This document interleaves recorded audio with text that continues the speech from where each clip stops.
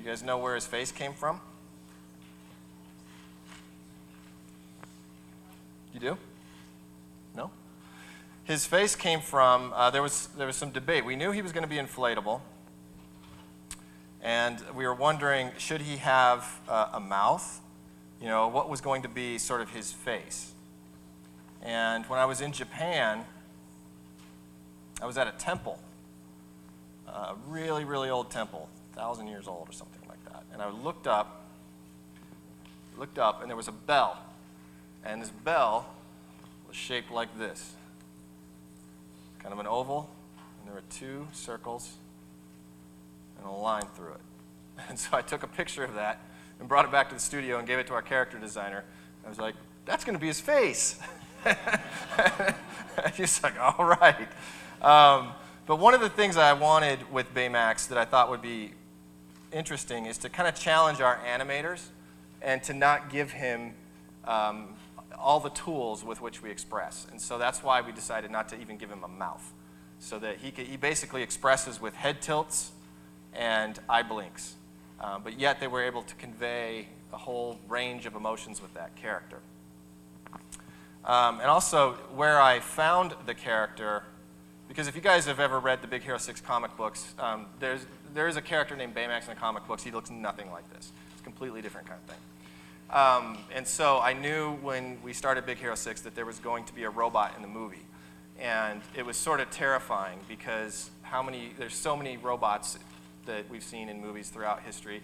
So that was kind of intimidating. So in fact, at one point we got pictures off the internet of every robot in every movie ever made, and it just, you know, plastered the entire room with these pictures. And it was like, okay, we've got to do something different from all of this. And so I did a research trip. I went to, it was back east. I went to MIT, I went to Harvard, and Carnegie Mellon in Pittsburgh. And I met with all the top roboticists that are working with real robots and tried to learn as much as I could. And again, I was just looking for inspiration for us to do something different. And at Carnegie Mellon, I met a researcher named Chris Atkinson, who was doing research in soft robotics.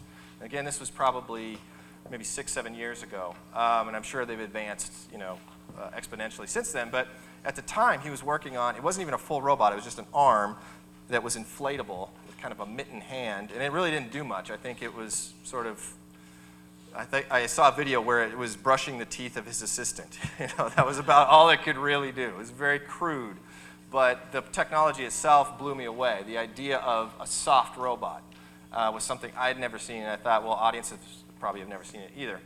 And so that, in that moment, this character, Baymax, was sort of born, because the application for soft robotics will be in the healthcare industry. So basically, they will be designing these, or something like them, in the future to care for us when we are, you know, sick or in our old age. And so his whole personality and his whole persona came from just meeting Chris Atkinson and seeing inflatable robots. Because immediately we started, even the way Baymax spoke came immediately upon, meeting Chris, because we started talking about, like, what do you hear when you go to the doctor? Well, on a scale of 1 to 10, how do you rate your pain? So it's very easy to just start to extrapolate from that idea of a soft healthcare robot. It doesn't always happen that easily or that cleanly when we're designing characters.